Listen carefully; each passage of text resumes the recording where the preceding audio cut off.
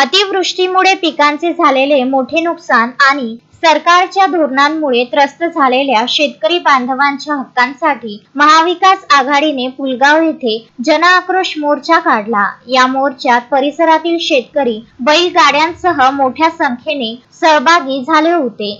सलग पावसामुळे शेतातील पिकांचे मोठे नुकसान होऊन शेतकरी नैराश्यग्रस्त झाला आहे। त्यामुळे केंद्र आणि राज्य सरकारने झालेल्या नुकसानीचे योग्य मूल्यमापन करून त्वरित गारा अकाल अवर्षणग्रस्त जाहीर करावा, 100% नुकसान भरपाई द्यावी आणि संपूर्ण कर्जमाफी करावी अशी मागणी शेतकऱ्यांनी केली आहे। स्टेशन परिसरातील तिलक चौकातून निघालेला हा मोर्चा इंदिरा चौक, गांधी चौक, भगतसिंग चौक मार्गे तहसील कार्यालयात पोहोचला। तेथे महाविकास आघाडीच्या नेत्यांनी शेतकऱ्यांच्या बाजूने विचार मांडत निवेदन सादर केले। या निवेदनात प्रामुख्याने प्रति एकर 50,000 रुपये नुकसान भरपाई, संपूर्ण कर्जमाफी आणि फसल बीमा योजनेतून दिलासा देण्याची मागणी करण्यात आली आहे। माजी नगराध्यक्ष मनीष साहू, शिवसेना उद्धवचे जिल्हाध्यक्ष आशिष पांडे, ॲडव्होकेट विद्याधर मातने, संदीप कुचे, प्रमोद बिरे, अमर तीनघासे, प्रांजल येंडे,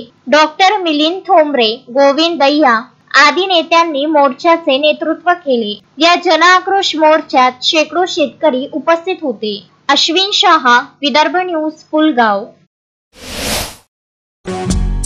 श्रद्धा फैमिली शॉपिंग में जाएंगे हम सभी, साड़ियों की नई डिजाइन देखो यहीं से लाएंगे। श्रद्धा फैमिली शॉपिंग में जाएंगे हम सभी, लेडीज जेंट्स बच्चों की हर फैशन लाएंगे सभी।